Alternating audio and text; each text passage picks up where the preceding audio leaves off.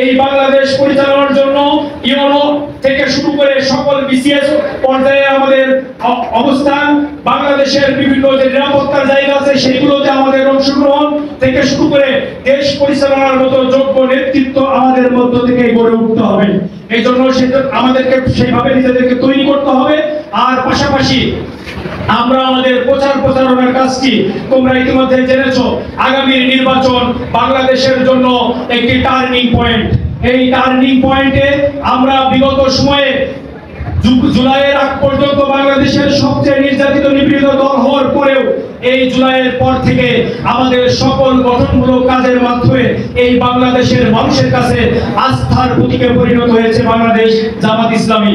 এই জন্য আমরা সেই কাজটিকে সাধারণ মানুষকে সাথে নিয়ে মানুষের ভোটাধিকার নিশ্চিত করার জন্য, মানুষের মৌলিক অধিকার নিশ্চিত করার জন্য, আমাদের সন্তানদের এই জেলার সন্তানরা যাতে এই জেলার মধ্যে মেডিকেলে পড়তে পারে সেরকম ব্যবস্থা নিশ্চিত করার জন্য, আমার এই জেলার ছাত্ররা এখানে যেন তারা কৃষি ইউনিভার্সিটির মাধ্যমে সেখান থেকেই তারা গ্রাজুয়েট কমপ্লিট করতে পারে, এরকম একটি কৃষি ইউনিভার্সিটি প্রতিষ্ঠা করার জন্য এবং সার্বিকভাবে মানুষের দোরগোড়ায় মৌলিক অধিকারগুলো পৌঁছে দেওয়ার জন্য আমরা সকলেই সম্মিলিতভাবে চেষ্টা করব ইনশাআল্লাহ।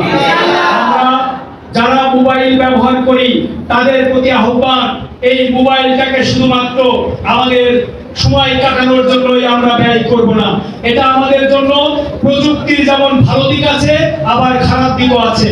আমরা বলতে চাই এই মোবাইলের মাধ্যমে একটি বিরাট বিপ্লব সংগঠিত হয়ে গিয়েছে। আবার এই মোবাইলই আমাদের যুব সমাজকে আবার ধ্বংসের একেবারে দ্বার প্রান্তে নিয়ে যাবে। এই জন্য আমরা এই মোবাইলকে বাংলাদেশকে পুনর্গঠনের জন্য কাজে লাগাবো। এখানে আমাদের গঠনমূলক পোস্ট, গঠনমূলক কথা, আমাদের প্রচারণা মানুষের কাছে আমরা পৌঁছে দিতে চাই। আমরা এখানে আমাদের একটি কোরআনের আয়াত, একটি হাদিসের কথা, আমাদের গঠনমূলক কাজগুলো, ছাত্র শিবির কি কি উন্নয়নমূলক কাজ করেছে, ছাত্র শিবির ছাত্রদের কল্যাণে কি কি ভালো কাজ করেছে সেইগুলো মানুষের কাছে আমরা পৌঁছে দেব এই মোবাইলের মাধ্যমে। পারবো ইনশাআল্লাহ?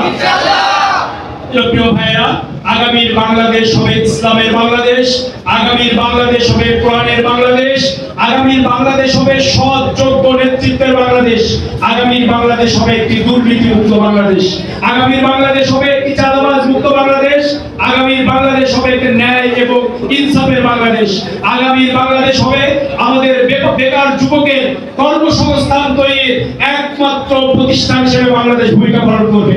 সেই জায়গায় নিয়ে যাওয়ার জন্য আমরা সকলেই সম্মিলিত প্রচেষ্টা চালাবো। এখন থেকে ফিরে গিয়ে আমরা যারা কর্মী আছি তারা দ্রুত সাথী হওয়ার জন্য চেষ্টা করবে ইনশাআল্লাহ। পারবো তো? আর যারা সাথী আছি তারা আরো মান উন্নয়নের মাধ্যমে সদস্য হওয়ার জন্য চেষ্টা করবো। পারবো?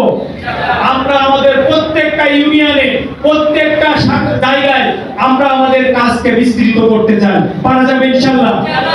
প্রত্যেকটা ইউনিয়নের প্রত্যেকটা গ্রামে গ্রামে গিয়ে ছাত্রদের সাথে দেখা করে তাদেরকে এই কল্যাণের পথের দিকে নিয়ে আসতে হবে, তাদেরকে চরিত্রবান হওয়ার জন্য উদ্বুদ্ধ করতে হবে, তাদের পরিবারকে বুঝাইতে হবে যে আপনার সন্তানকে যদি ইউনিভার্সিটিতে পাঠিয়ে শিক্ষা প্রতিষ্ঠানে পাঠিয়ে যদি আপনি নিশ্চিন্ত থাকতে চান যে আপনার সন্তান মাদকের আড্ডায় গিয়েছে না বাজে কোনো আড্ডায় গিয়েছে, এই বিষয়ে যদি নিশ্চিত থাকতে চান তাহলে আপনি অবশ্যই আপনার সন্তানকে ছাত্র শিবিরের হাতে তুলে দিবেন। তাহলে ছাত্র শিবির ওখানে তার অভিভাবকের ভূমিকা পালন করবে। এই জন্য সম্মানিত প্রিয় বন্ধুগণ, আসো আমরা একটা সুন্দর বাংলাদেশ বিনির্মাণের জন্য সকলে সম্মিলিত প্রচেষ্টা চালাই।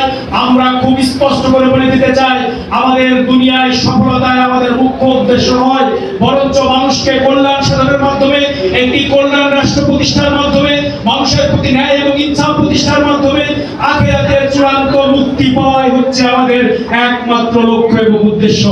আমাদের সেই লক্ষ্য এবং উদ্দেশ্য থেকে কেউ আমাদেরকে দূরে সরিয়ে রাখতে পারবে না ইনশাআল্লাহ।